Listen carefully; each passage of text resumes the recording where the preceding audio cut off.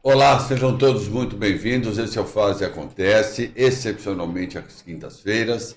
Só essa quinta, tá? Na outra semana já volta, quarta-feira, 20 horas. Eu e o Dr. Fábio Borges aqui, com muita honra, recebendo o Dr. Rafael Del Picchia. Bem-vindo, doutor. Boa noite. Boa noite, Ale. Boa noite, doutor Rafael. Vamos lá?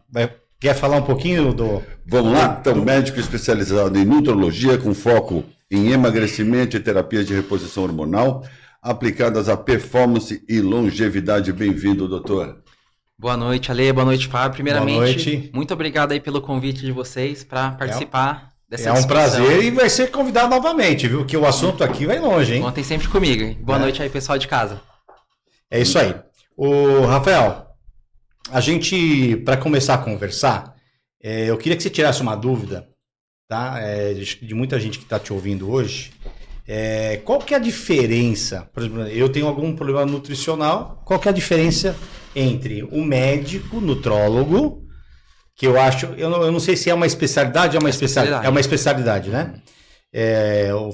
O médico nutrólogo para o nutricionista. Então existe uma confusão das pessoas, não sabe se procura um nutricionista ou um médico nutrólogo. Dá uma clareada para a pessoa, até é uma informação muito útil, porque tem pessoas que precisam ir no médico, não no nutricionista, e vice-versa, né? Exatamente. É uma dúvida que é muito comum de todo mundo, né? O nutricionista, né, ele faz a formação em nutrição, enquanto o nutrólogo, ele faz formação em medicina, né, e depois especializa em nutrologia. A principal diferença está relacionada ao que tem de ponto mais importante durante a consulta. O nutrólogo, né, o médico, ele tem o objetivo de corrigir o metabolismo do paciente.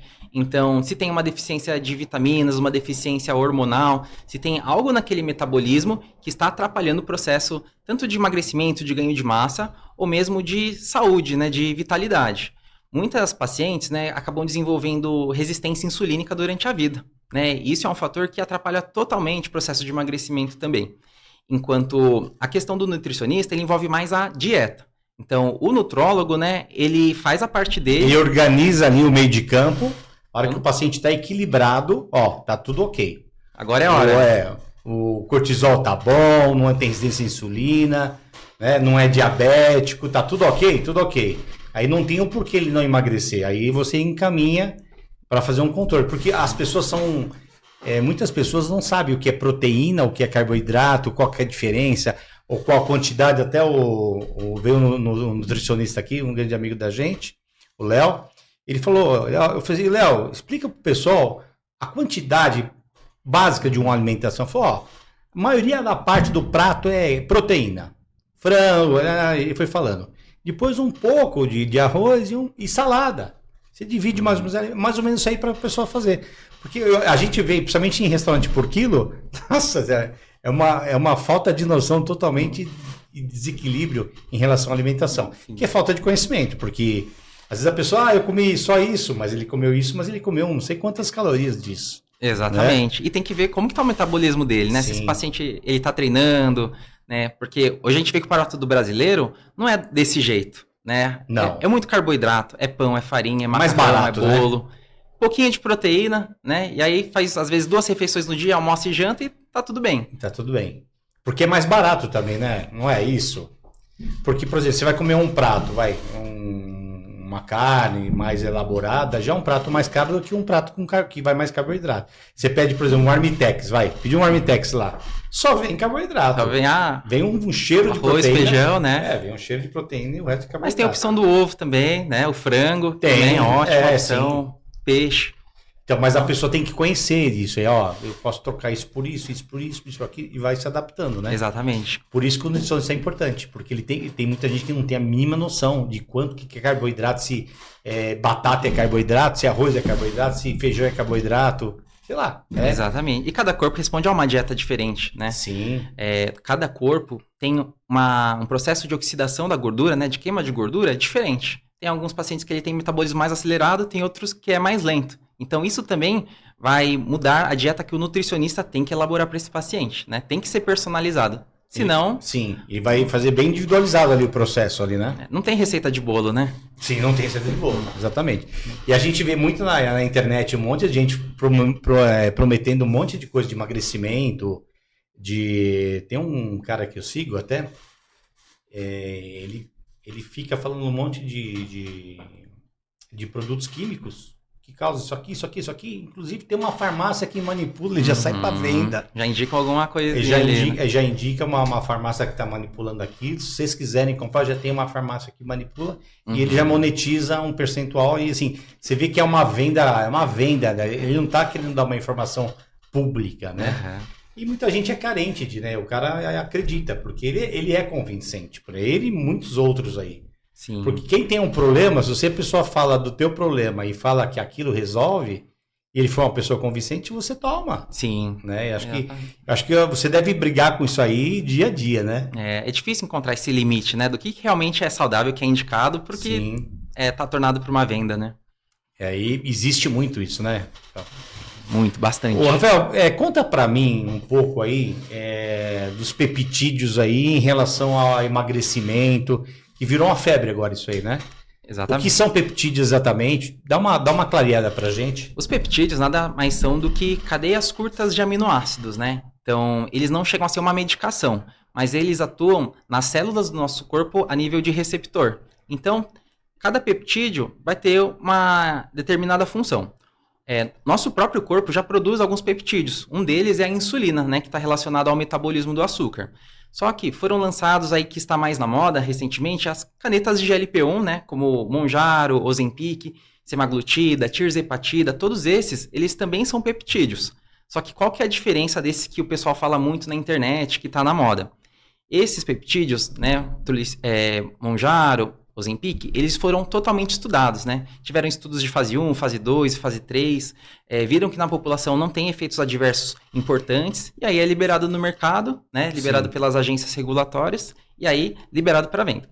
Só que hoje a gente vê uma febre na internet. Existe um processo para você lançar um remédio, não é? Um medicamento Exato. Para utilização, a gente sabe isso vai anos. Quer dizer, essas drogas aí, elas estão sendo usadas hoje, mas sei lá quantos anos já estão no estudo, né? Exatamente. E agora, que está muito forte, né, na moda, na internet, são os peptídeos voltados para performance. Então, tem peptídeo voltado para aumento de estímulo de GH, né? Então, a promessa é que... Para ganhar músculo. Ganhar massa muscular e queimar gordura. Queimar gordura. A promessa dele é que você não está tomando GH. Então, teoricamente, não tem os efeitos colaterais. Só que não tem estudos sobre uso de longo prazo, né? Você tá mas existe alguns estudos, só que na fase 1. Animais. Animais. Exato. Em ratos, laboratório, né? Ah, sim. Tem muitos estudos na PubMed. Só que para humanos ainda não foi desenhado nenhum estudo prolongado. E se não foi desenhado, também não foi aprovado por nem Anvisa, nem FDA, nem por nada. Por nada, lugar nenhum. Então o pessoal acaba usando por conta e risco, né? A promessa é muito sedutora. Vai ficar parado, vai ganhar massa muscular, queimar gordura e ter mais energia. Quem que não quer? E vamos arriscar. E vamos tentar. É um público que gosta de arriscar, né? Tanto é que tomava hormônio de cavalo, de urina feito da urina do cavalo, né? E vai embora, né? E vai embora. Tem histórias aí para contar. Exatamente. Legal. Outra coisa, quando a gente fala, a gente até anunciou bastante coisa, porque assim, hoje eu vejo um problema da menopausa. Né, as mulheres em fase de menopausa brigarem com a balança, Você vê mulheres que eram magras até uma certa idade, começou a pré-menopausa, menopausa, e aí perdeu a mão, né? E a gente sabe que isso aí é uma fase toda hormonal, e esse caso especificamente não é um caso de nutricionista. Não é a dieta que está interferindo, e sim o perfil hormonal, né? Como é que o médico atua nisso aí? Exatamente. Para as mulheres, né, a gente fala que a menopausa vai chegar principalmente ali por volta dos 50, 51 anos de idade. Só que 10 anos antes a mulher já começa a ter sintomas do climatério. Então começa a perceber que o sono já não é mais a mesma coisa, começa a acumular uma gordura. Começa a dormir mal. Acordar de madrugada, começa a ter um pouquinho de calorão. Então. Homem é andropausa. E tem questão da insônia, né? Sim. Queda da libido, queda da vontade de viver, depressão, ansiedade. Então vem um conjunto de coisas. Né? E muitas mulheres se acabam divorciando nessa fase do climatério. Porque é um turbilhão de emoções, mulher não sabe o que precisa fazer, né? O homem tá estressado também, aí todo mundo... Aí vai. Mas o que a gente precisa entender? Quando a mulher ela entra na menopausa, ela tem uma queda da produção hormonal de 3 hormônios principais. O estrogênio, né, o estradiol, testosterona e a progesterona.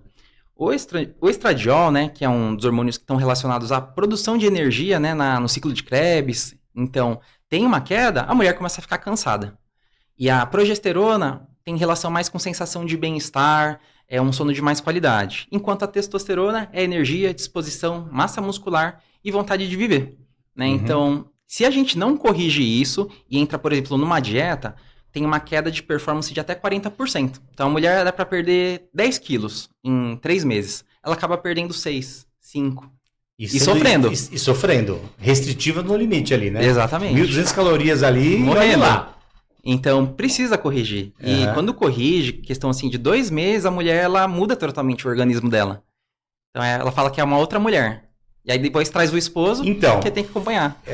O que eu tenho observado aí, depois eu até vou deixar um pouquinho para ler. O que eu tenho observado é o seguinte, a mulher na menopausa se fala na testosterona, porque o testosterona é o hormônio do homem. Não, a mulher também tem testosterona.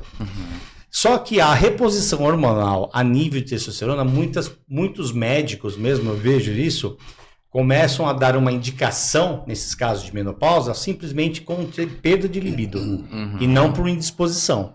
A gente sabe que a testosterona é o hormônio da vida, quer dizer, se você tem energia, vontade de fazer alguma coisa, é porque você está com a testosterona em dia, né?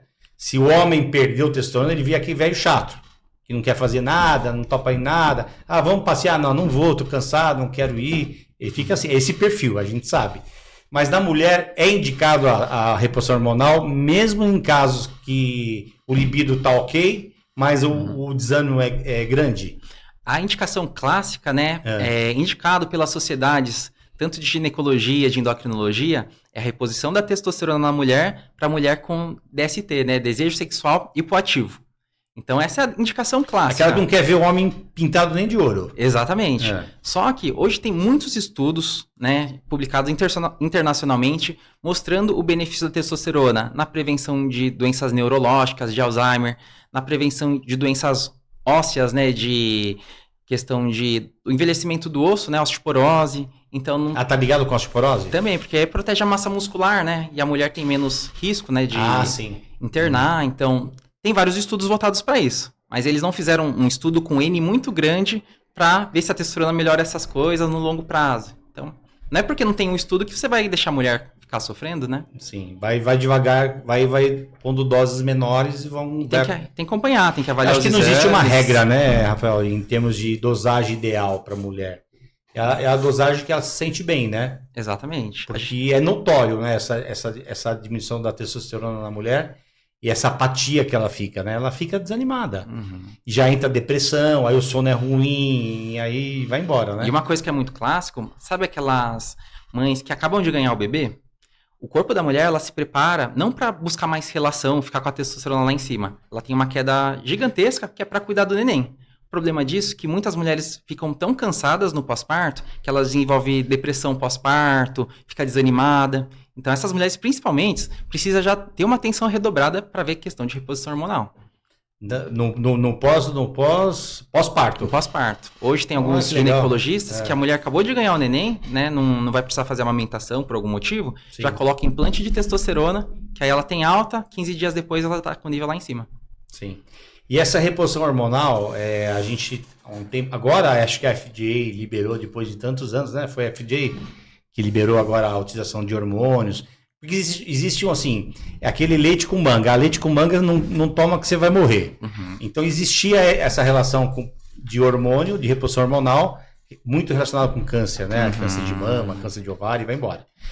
E a gente sabe que se você usar um hormônio bioidêntico, que é o teu hormônio que você tem, que é idêntico, a fórmula é a mesma, né? Não tem lógica de uma substância que é sua, uma reposição que você perdeu, ser o causador de câncer. Eu sempre achava isso aí.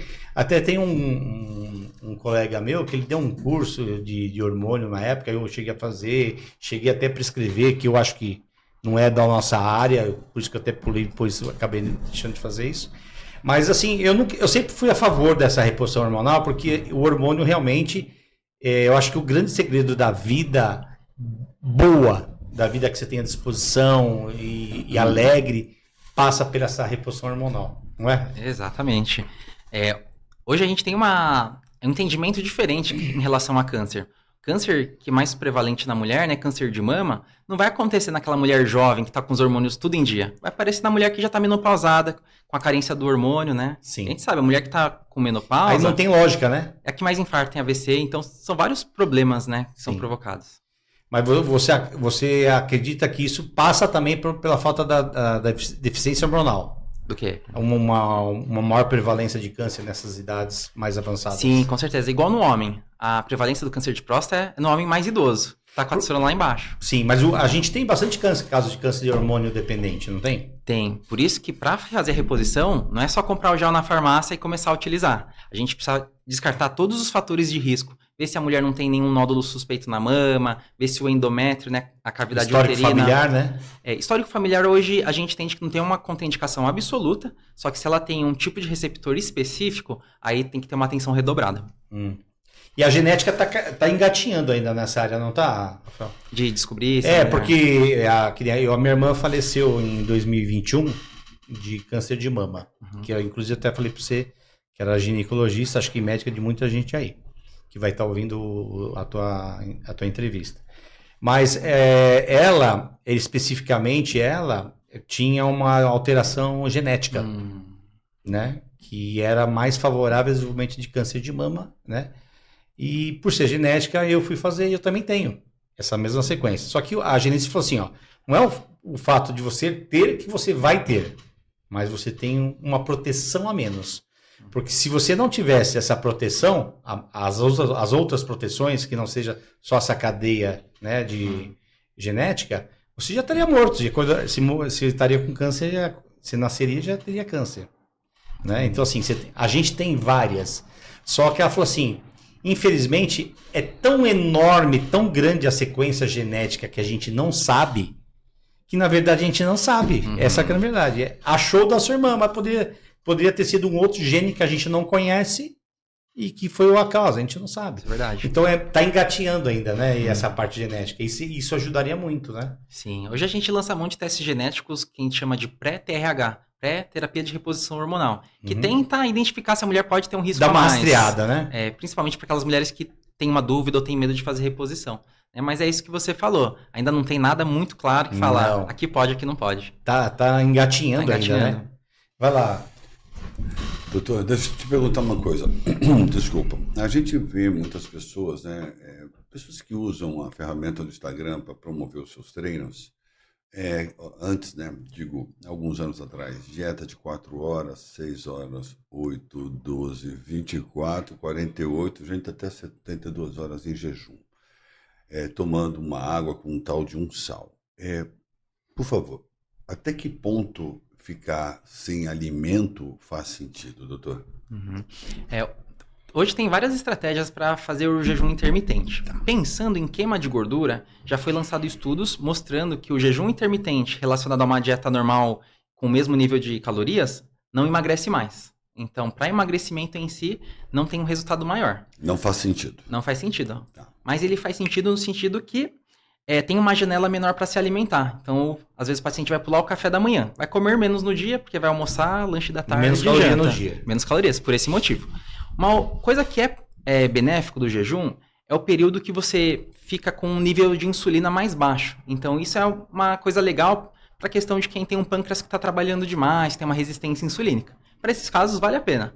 Agora, uma dieta que é muito restritiva, 24, 48 horas, no geral, acaba não sendo tão benéfico, a não ser que o paciente ele já esteja num treinamento, corpo muito adaptado. Que isso mata a célula cancerígena, tem algum fundamento isso? Isso não tem relação, né? Não tem relação. Tá, legal. E uma última pergunta. Essa água com esse sal que eles colocam dentro, que sal é esse? É sal grosso de churrasco? Esse sal que o pessoal fala na internet, a gente Dessa fala água muito com do sal, né? sal integral. Porque, teoricamente, né, o sal de cozinha é o NaCl, o cloreto de sódio. Então, é cloro com sódio. Agora, se você usar o sal integral, aí ele tem uma porção de minerais. Tem magnésio, que teoricamente ajuda a controlar a pressão. Tem potássio, tem um conjunto de coisas. Então, teoricamente... Mas numa quantidade pequena, não é? Ou não? Normalmente o paciente não usa em grandes quantidades, não. Sim, é. Mas um shotzinho de manhã, Shotzinho. quem gosta da ideia, né? Isso, e a literatura comprova que isso ajuda. É uma coisa que segue mais a linha de medicina integrativa, Integrativa. né? Não é feito muito estudo sobre isso, né? Até porque não Sim. tem muito interesse da indústria. Sim. E aí a medicina integrativa às vezes dá umas variadas, não dá? Você não acha que dá umas variadas assim? Eles dão umas inventadas, umas coisas lá que só por Deus ali, né? Tem que tomar cuidado o que é real, né? O que é real, o que realmente ajuda, né? Doutor, eu e uma certa pessoa, a gente viu lá, né, um tal de um suco para fazer detox de manhã, e eu e essa certa pessoa que está aqui, a gente pegou, então era uma beterraba, um limão espremido, óbvio, né, e uma canela de chá uma colher de chá de canela, né, e tomava em jejum. E eu tenho o hábito de acordar de madrugada e comer doce, mas não é comer doce, se tiver um bolo, eu como bolo e volto a dormir. É suicídio que eu faço, tá? Tá tudo errado, eu sei. Mas eu estou tentando passar por essa fase. E eu comecei a fazer esse suco, né? E fiz ele por 10 dias. Uma série de dores que eu sentia no corpo, de fato, sumiram. Tem alguma relação? Dor aonde? Hã? Mas tinha dor aonde? Eu tenho muita dor na coluna, no quadril, nas pernas. Ficou um rebote aí de um tratamento oncológico que eu fiz, que fiz 37 sessões de rádio, então eu fiquei com muitas dores depois da radioterapia. Tomo gabapentina para dormir, mas o suco, de fato, eu não sei se foi aqui que trabalhou ou se foi o suco. Tem alguma relação, doutor? Esse suco ele vai ter o potencial principalmente para dar energia, né? Porque o açúcar da beterraba, né? Ela provoca um aumento de açúcar no sangue, só que não é aquele pico que engorda, que dá gordura no fígado. É um pico lento que vai te dar energia durante o dia. Melhora o pensamento, o raciocínio, né? Quando a gente fala da vitamina C, né? Mais voltada ao efeito antioxidante, proteção contra doenças, para a imunidade, né? E a canela também, né? Tem um efeito, uma colherzinha de chá de canela. Tem um efeito um pouco mais termogênico também. Tá. Acredito que se colocasse... Eu dava um golpe e punha duas. Colocar duas? Se colocasse outros antioxidantes potentes, como a cúrcuma, que tem efeito anti-inflamatório também... Dá uma receita de suco matinal aí, doutor. Olha, o pessoal gosta bastante, é utilizar gengibre, né? Esse shot que você faz, mais gengibre, mais própolis, né? Mais a cúrcuma e... Tem alguns pacientes que gostam do cacau também. E que medida de quanto de gengibre e quanto de cúrcuma, doutora? Normalmente, acaba colocando uma colher de chá.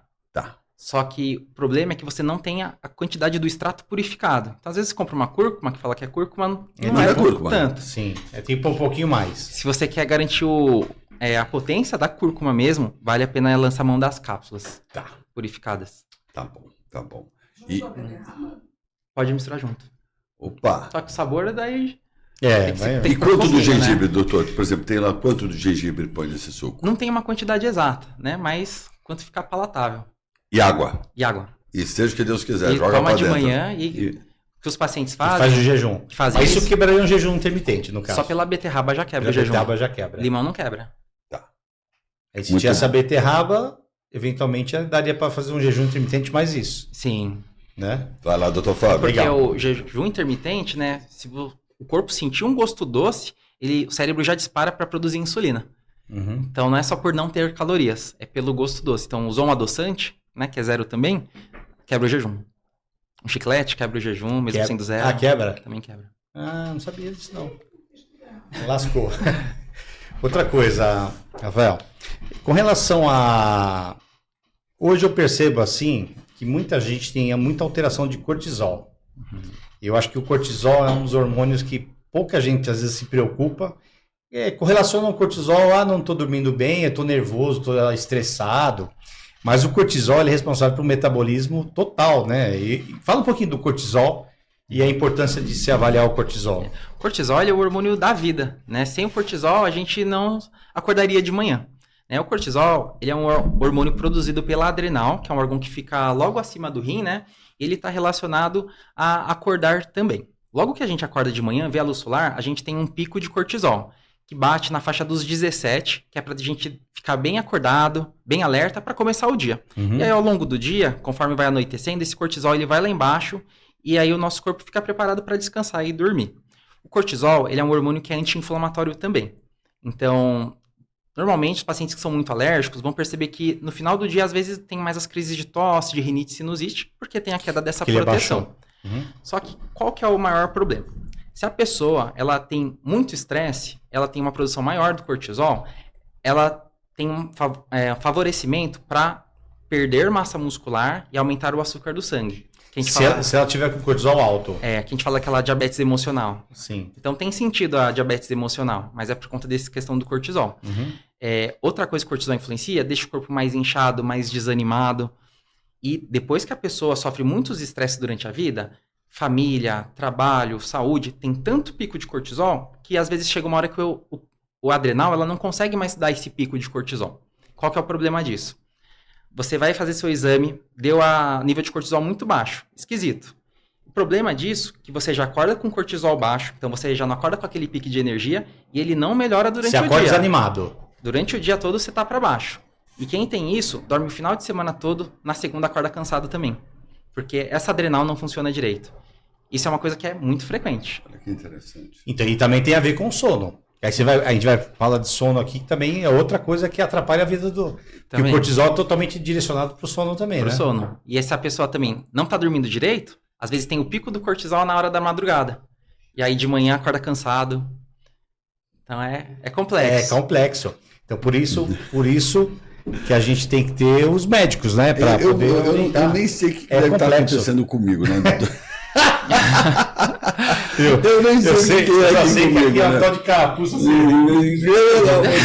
Doutor, vamos lá, eu quero saber o seguinte, o cara ele não tem dinheiro para pagar o médico, tá durango, mas vai lá na farmacinha tomar uma Durateston toda semana. Ele sobrevive? A Durateston, né, ela tem uma posologia para ser utilizada. Tá. De bula, fala de 21 dias. Tá. Então, teoricamente, aplicou a cada 21 dias, fica num nível saudável, né? Tá. E aí cai. A pessoa, se aplicar toda semana, ela vai ter um nível suprafisiológico. Então, vai passar do nível de 1.000 da testosterona. Vai para 2.000, 2.000 Tá. e pouco. Qual que é o... Chega a 2.000.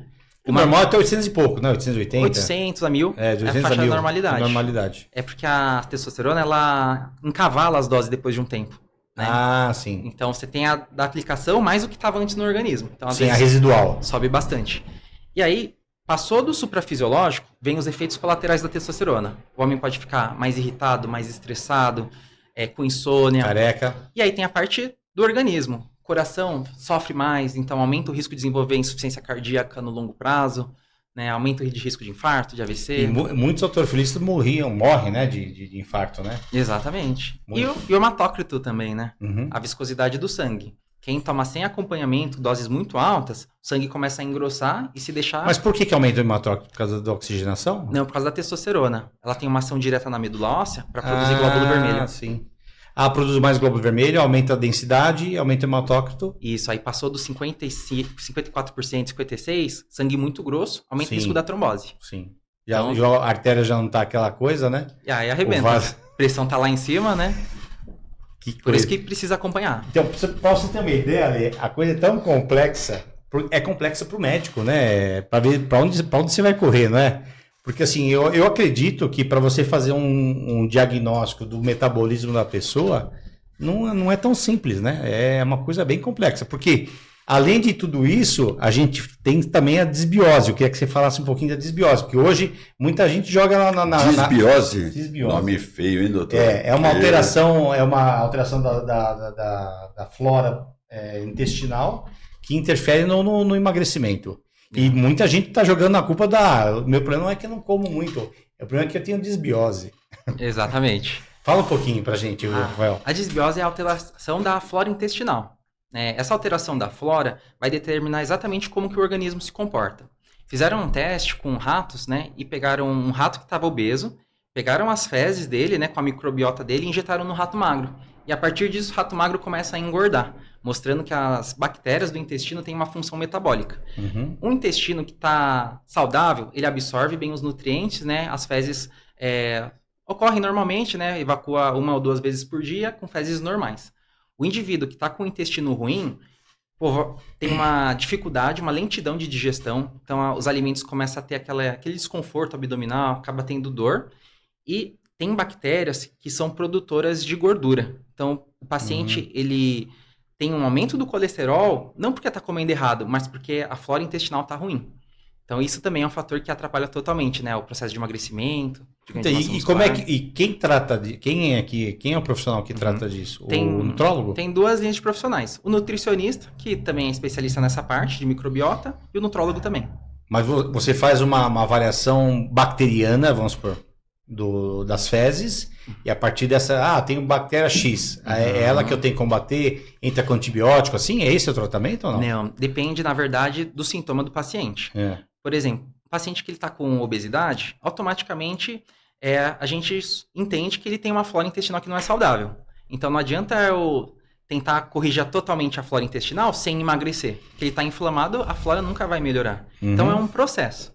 Mas aí, se o paciente ele é muito resistente a tratamento, a gente tentou conjuntos de probióticos e nada melhorou, aí tem exames de microbiota intestinal. Que aí fala exatamente Específicos, qual né? que é a família que está com superprodução, né? Bactérias do intestino delgado.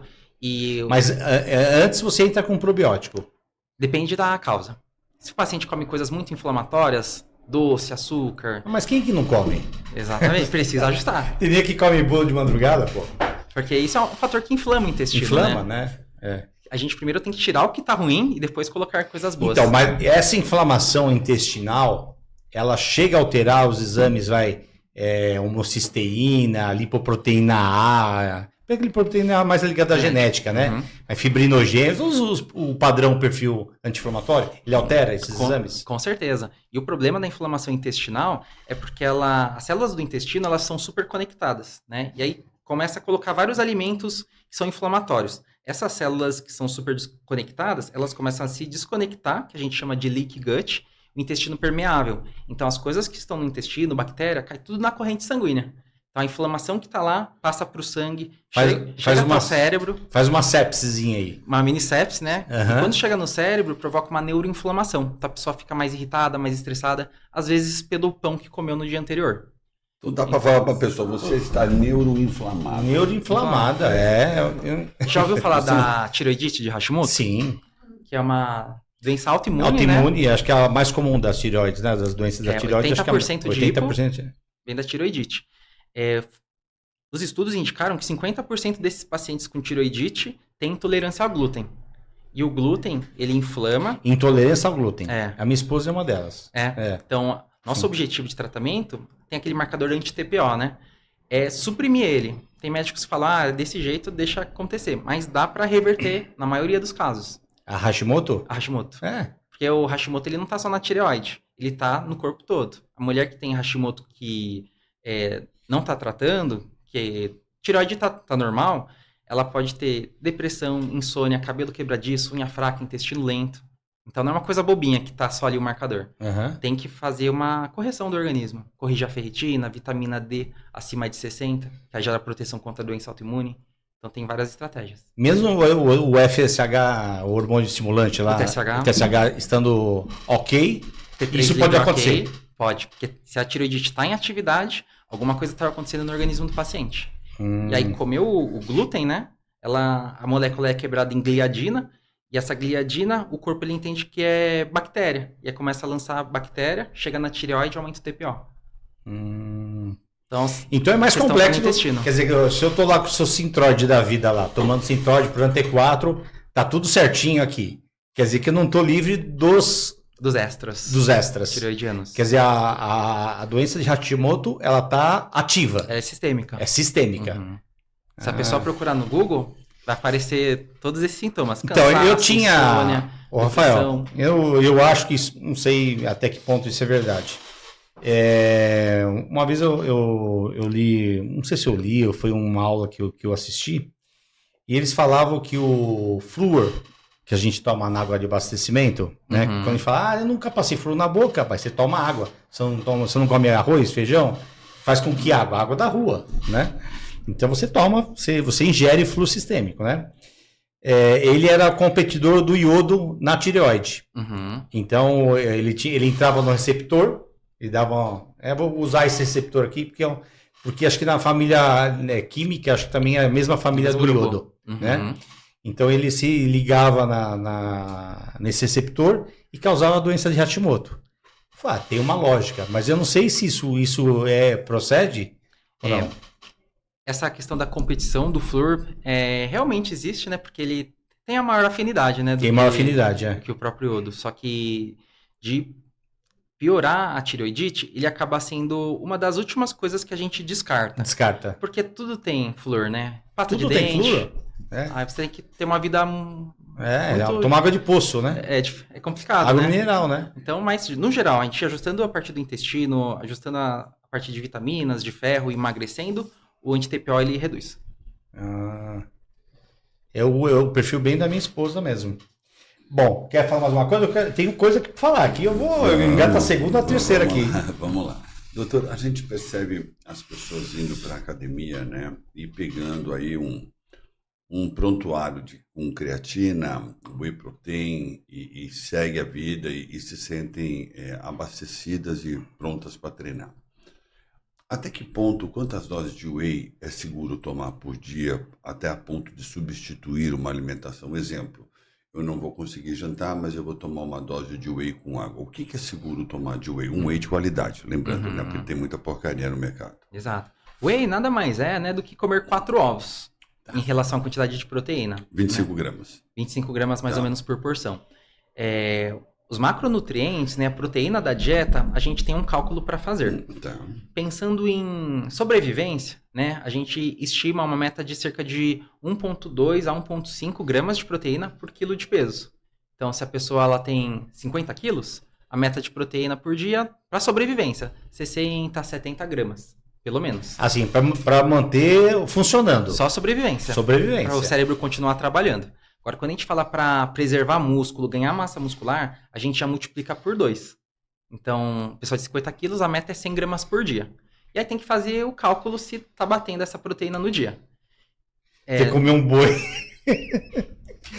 No geral, né, uma coisa fácil que eu falo para os pacientes é proteína em toda a refeição. Então, por exemplo, acordou de manhã, toma um whey protein isolado, que tem menos gordura. Almoçou carne, bife, 120 gramas, normal, né? Lanche da tarde, pela correria, toma um whey de novo, já mata a proteína da tarde. Na janta normal. Só nisso já tem o consumo de 120 gramas, 130 de proteína.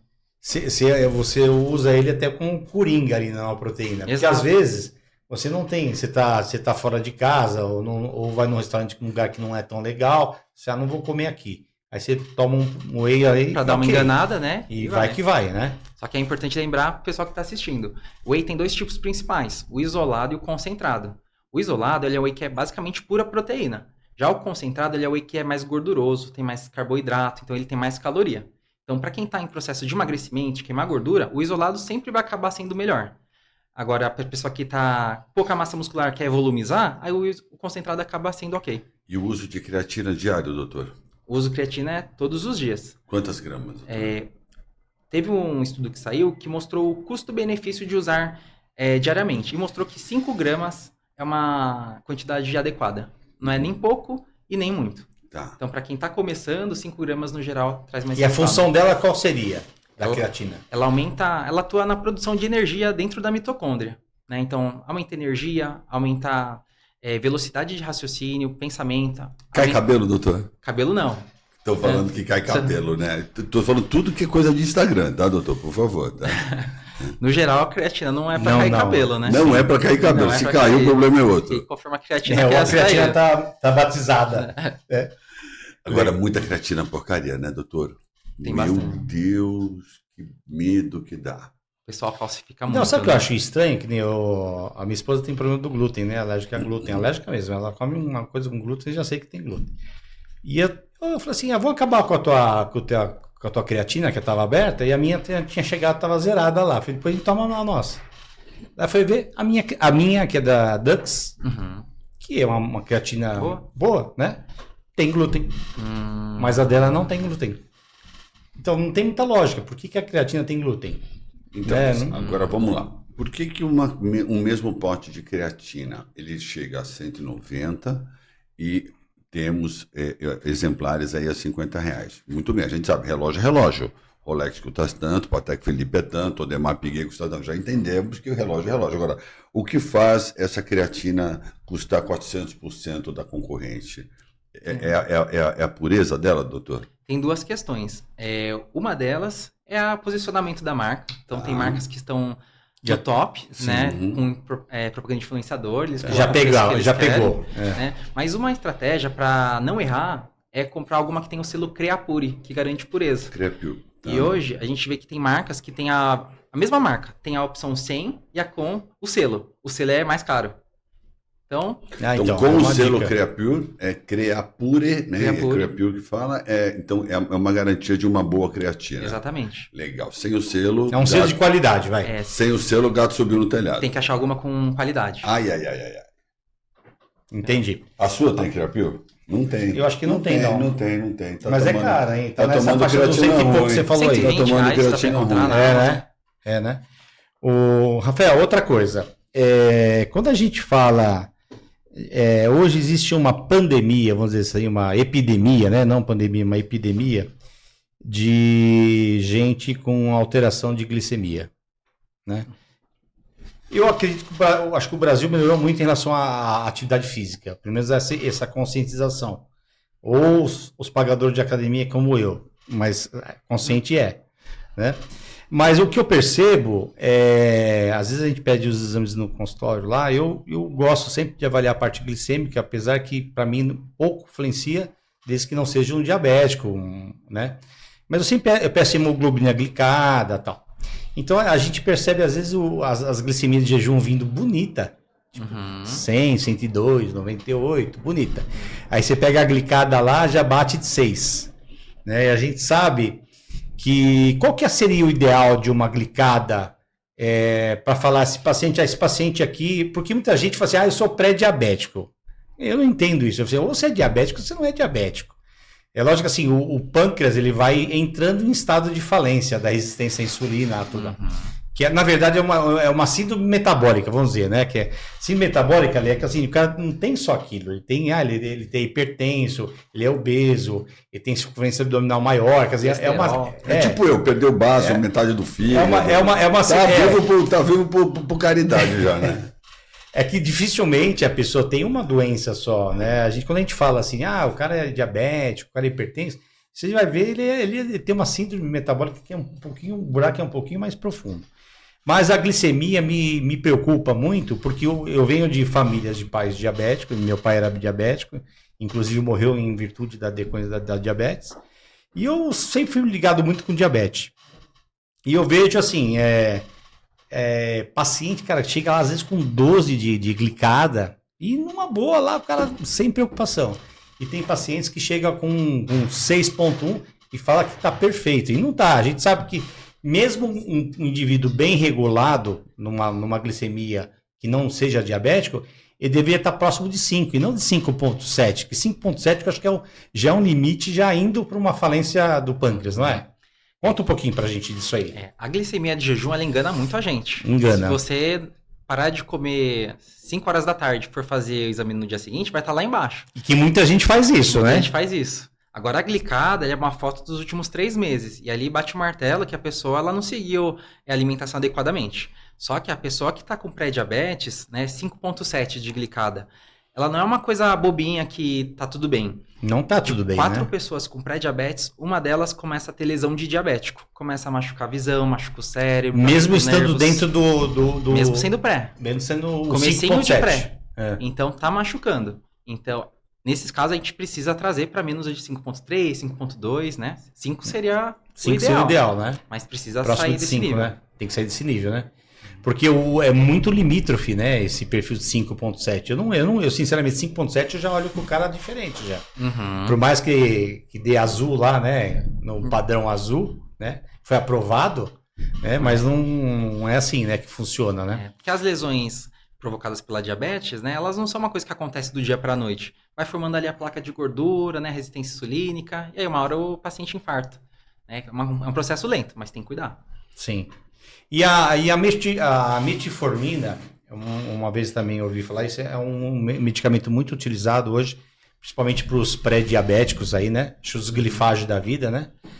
E a utilização desse medicamento, ela altera um pouco a flora intestinal. E eu vi se não me engano, até um nutrólogo também falando sobre isso.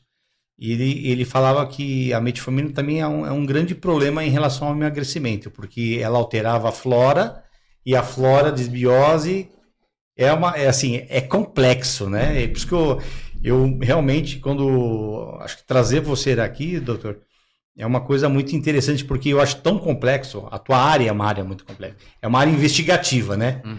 Então eles te jogam no meio de um lugar que o paciente às vezes te dá uma informação errada, às vezes ele não fala exatamente como é que é a vida dele, o que ele come, o que ele faz, quantas vezes ele vai para academia. Às vezes tem vergonha de falar, eu só vou para academia para pagar, né? Uhum. Então assim, você tem que dar um diagnóstico de uma coisa tão complexa e que tem várias nuances, várias variáveis aí. Se o cara tem, por exemplo, o cara tem apneia, ele é gordo porque tem apneia também. A apneia também está envolvida com obesidade. Exatamente. Então, assim, é muito confuso, né? Complexo. Conta para mim um pouquinho da relação ao glifage. Qual a relação dele com relação ao emagrecimento? Porque muita gente toma glifage, né? O glifage, né? Hoje tem estudos até que falam de prolongamento de telômero. Não sei se você já ouviu falar. Não. Que o telômero está relacionado com o nosso processo de envelhecimento. Então, Sim. ela acaba sendo uma droga anti-aging, porque ele consegue até fazer crescer um pouquinho. Então, É uns efeitos off-label lá, né? off-label. Off-label, assim, Alexandre, você toma um efeito colateral pro bem, e tem efeito colateral pro mal. E tem o Viagra mesmo era um off-label, né? Uhum. O Viagra não foi feito para aquilo, sabia? Não. Foi feito para, acho que é alguma coisa gástrico, né? A Proteção, coração? proteção cardíaca. É pressão também. cardíaca, é. E foi o que aconteceu. Então, o efeito do glifágio, além do off-label, o que ele ganha de off-label? Ele serve, né, para melhorar a sensibilidade à insulina das células, né? Só que qual que é o problema dele? Se o seu açúcar no sangue está muito alto, né, a glicemia está lá em cima, e você aumenta a sensibilidade, o que a célula vai fazer? Ela vai puxar esse açúcar, aí você vai ver no sangue, a glicemia está bem controlada. Mas para onde foi esse açúcar? Para dentro da célula. Então, você jogou para debaixo do tapete o problema. Você escondeu o problema ali. Então, para a pessoa que ela não está com a dieta alinhada, ela tá escondendo e vai aumentar a gordura no fígado, esteatose, né, no longo prazo. A pessoa ela acaba engordando. Então, o segredo é controlar uma dieta mais de baixo índice glicêmico, né, low carb, e aí o glifage só para dar uma tateada para melhorar mais rápido. Mas pensando como estratégia para emagrecer, não é bom. Não é bom. Não. Acho que foi isso que ele falou, porque é o que você falou, ele vai formar isso em gordura, vai guardar isso em formato de gordura, O né? excesso de energia vira gordura. Vira gordura. E para algum lugar vai esse açúcar, né? Tá. E outra coisa, pacientes que têm doença autoimune utilizam altas doses de corticoide. Uhum. E isso também entra no mecanismo também do emagrecimento, né? Fala um pouquinho pra gente, porque muitas doenças autoimunes, a base não tem.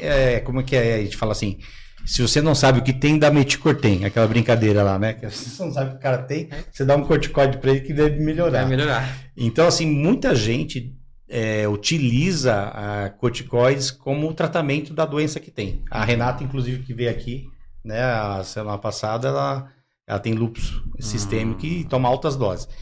Mas conta pra gente a ação dos corticoides mesmo com relação ao emagrecimento. Os corticoides, eles tendem a deixar o corpo mais inchado, com mais retenção. Pessoa que usa tempo muito prolongado, em alta dose, fica até com aquela face mais redonda, né? Uhum. O metabolismo desse paciente, como afetou o funcionamento da adrenal, é totalmente diferente. É aquela paciente que já tá para baixo a vida toda, né? Uhum. Começou a tomar o corticoide. Mas uma coisa que a gente tem que ter cuidado nas pacientes que têm doença autoimune é que às vezes a gente consegue controlar outros fatores no organismo dela que faz corrigir os efeitos da doença autoimune, como se fosse a tireoidite. Tem pacientes com lúpus que se a gente também controla a parte do metabolismo, do ferro, emagrecimento, os efeitos do lúpus eles são mais brandos, mais leves. Mas tem outras que têm uma expressão muito forte, aí é mais complicado. Precisa lançar mão dos imunomoduladores, né? Sim. Mas ele tem um efeito maléfico na coisa. Corticoide, com certeza. Porque assim, você não pode reduzir a dose, que muitas doenças são altas doses, às 80 miligramas. Diminui a dose e eclode a doença, né? Eclode a doença. Legal. Outra coisa que eu queria que você falasse pra gente é com relação a uma pessoa que você vê que hoje o boom que deu esses Monjaro, o Igov da vida, né? Porque a população quer ser mais magra. Ou quer ser mais magra por saúde, ou quer ser mais magra por estética, ou quer ser mais magra para poder ser bem aceita socialmente. Que nem acho que 2 semanas, né? O João veio, né? Semana retrasada. Ele foi fez bariátrica, né? E ele falou assim, Fábio, a pessoa obesa, que tem a mulher obesa, ela fica lá para segurar a bolsa das meninas. E é verdade, né? Ela se sente fora de um contexto geral. Dentro desse contexto geral de emagrecimento, eu quero emagrecer. Por exemplo, o que eu tenho que fazer, o que seria mais sensato eu fazer, a quem eu devo procurar? Eu devo procurar um cara da internet que me fala para fazer X, é outro cara da internet que manda fazer calistenia, é outro que manda fazer aeróbico. Quer dizer, é tantas informações desencontradas e tanta gente falando coisas que não tem competência para fazer. Eu queria que você desse assim o caminho da coisa aí. Que a pessoa tem que fazer? Fala pra gente. O ideal, a primeira coisa, é procurar um especialista da área para poder acompanhar, para ver o que está de errado. Nutrólogo. O nutrólogo seria o ideal. O nutrólogo é um médico clínico geral do emagrecimento. Que trabalha com reposição hormonal, né? E está especializado na parte do esporte, do emagrecimento e do ganho de massa. Sim. Porque a gente tem que eu utilizo são 4 pilares na consulta. E se a gente ajusta esses 4 pilares, o paciente ele com certeza vai ter resultado. Um dos pilares é a questão do sono. Se o sono não tá bom, o paciente ele não emagrece, não ganha massa muscular, né? Porque o pico do GH, do hormônio do crescimento, acontece na madrugada. Alimentação. Se o paciente está com uma alimentação que não está adequada para ele, também não vai ter o resultado. Parte hormonal, que é uma coisa super importante, se não está corrigido, não vai dar certo, né? E controle do estresse. Tá com cortisol muito alto ou muito baixo, também vai atrapalhar todo o processo do emagrecimento. Aí entra o corticóide nesse 4 pilar. E aí tem que avaliar a parte de desbiose. Aí vai no conjunto da alimentação. Nossa. Eu acho que assim, um número de exames assim padrão deve ser mais de 30, 40 exames de... A minha lista de exames padrão, normalmente é uns 56. 56 exames. E tudo tem motivo. Para começar a conversa. Bastante. E tudo tem algum objetivo. Não é só por sim. 56, o protocolo padrão. Fora os que você tem que pedir a mais se a pessoa normalmente é o primeiro exame que é mais completo, né? E depois os próximos é mais tentando trabalhar no que deu alterado. E aí vai embora. Aí você acerta esse paciente, eventualmente você pode até passar uma dieta, mas passar dieta acho que não é mais a função do nutrólogo, né? É o nutricionista parceiro, né? Ou ele já conhece algum nutricionista, aí acaba de fazer uma dieta mais elaborada. Existe essa parceria entre o nutrólogo e o nutricionista ou existe uma rivalidade disso? Existe parceria, com certeza. Parceria, né? Eu vejo como parceria também. Gosto bastante de nutricionista esportivo, que eles têm... o Léo é esportivo. Acabam lidando mais com a parte de ganho de massa. Tem algumas nutricionistas que elas gostam mais de cuidar de longevidade, emagrecimento. Aí é uma linha que não gosta de trabalhar com ganho de massa. Aí o esportivo acaba trabalhando com as duas, geralmente. Tá. E com relação à longevidade, o que você diz aí pra gente? Nós que já estamos fazendo 42 anos, eu e o Ale, né, Ale? Estamos com 42. Andando com o pneu murcho. Mas o que você diz pra gente, Rafael, que a gente deve fazer? Na nossa idade, estamos brincando, nós estamos na faixa de 55 aí, tá? A primeira coisa é voltar pro médico, né? Voltar pro médico. Vamos nessa regra aí. E aí a gente vai investigar, né? Como que tá a parte hormonal, suas vitaminas, sua alimentação, se tá dormindo bem. E se, quando a gente acerta tudo isso, esse paciente ele vai viver com qualidade de vida. Mas, por exemplo, uma pessoa da nossa idade aqui, 50 e poucos anos aqui, você acredita que o cara dorme bem? Eu não conheço ninguém da minha idade que dorme bem, assim. Fala, durmo liso que nem... Você vê a molecada hoje com 20 anos, o cara dorme lá, você tem que acordar meio dia, senão o cara não acorda lá. Ele tem a arquitetura do sono dele é diferente da nossa. Mas você diz um sono que demora para pegar no sono ou para manter um sono profundo durante a noite? Não, para manter o sono profundo. Então tem despertares de madrugada. Tem microdespertares. É para ir no banheiro ou só por acordar? Às vezes não, só para acordar. Então a gente chama de insônia secundária. É uma mente que não desliga, tá pensando em muito problema. Pode ser trabalho, família. Então aí chega na hora de descansar, você fica acordando à noite, tem os picos do cortisol de madrugada, no dia de manhã acorda cansado. Como que a gente corrige isso? Não adianta dar melatonina, coisa pra dormir. Não adianta isso. Tem que tratar a parte da preocupação excessiva. E aí tem várias linhas, né? Tem linha natural, ashwagandha, teanina, extrato de chá verde, valeriana, que dá resultado. E dá resultado. E a parte hormonal, né? Tudo tem um jeito aí. Se a parte hormonal não tá legal, aí não adianta dar o que for, aumentar mais E testosterona bioidêntica na nossa idade aqui é seguro. Seguro, não aumenta risco cardiovascular, né? Da vitalidade, energia, libido. Então, porque tem um paciente meu que ele veio com um exame pra mim, que às vezes eu dou uma de médico, eu ataco de médico lá, tá? E aí ele tava com a testosterona dele dentro de um padrão normal, 380, ele tem mais ou menos a minha idade assim, e ele tinha a próstata um pouco aumentada, com alteraçãozinha do PSA, próximo de 5 e pouco, alguma coisa. E aí ele tava querendo ganhar massa muscular, e estava na academia, e o pessoal se animando, e ele estava emagrecendo bem e tal. E ele ficou meio receoso em relação ao hormônio. Você acha que é um caso de indicação de hormônio, mesmo com o caso de alteração de PSA, no caso? Hoje a gente tem coisas que proíbem a reposição hormonal. Uma delas é um câncer de próstata em atividade. Em atividade. Apesar que tem uma linha que está utilizando mesmo nesses casos, em pesquisa, e está dando resultado, que o paciente melhora a energia, a imunidade, né? Outra coisa é hematócrito, né? A viscosidade do sangue acima de 54%, sangue grosso.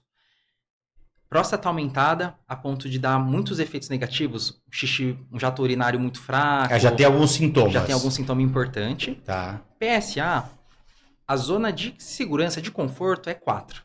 É 4. Passou, até 4. Até 4. 2,5 é o melhor para trabalhar. Mas 4 a gente já fica ali de olho. O 5, constatando que realmente causada pela HPB, né, pela hiperplasia da próstata, pode fazer a reposição, desde que ele não tenha sintomas importantes, né, mas com vigilância extrema.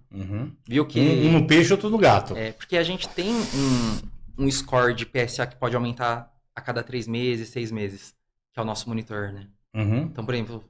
Passou 6 meses, o PSA aumentou mais do que 0,6, acende o alerta. Então também tem que olhar isso.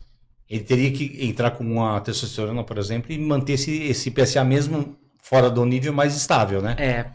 Porque o Abraham, já ouviu falar? Como? O pesquisador de testosterona da Harvard? Não. Ele fez estudo e mostrou que a próstata ela respondia à testosterona até nível 260. Passou para 300, 400, a próstata ela não responde mais. Então ela teoricamente não cresce se você deixar a testosterona de 1000. Porque então tem uma uma saturação dos receptores. Sim. Então teoricamente então não teria problema. Não teria problema. Mas fica de olho. Mas por guideline 4 é o mais seguro. Tem que ficar de olho. Sim, com certeza. Ale, mais alguma coisinha? É isso. Vamos convidar de novo, né? Muita coisa legal, pô. Tem muita informação, né?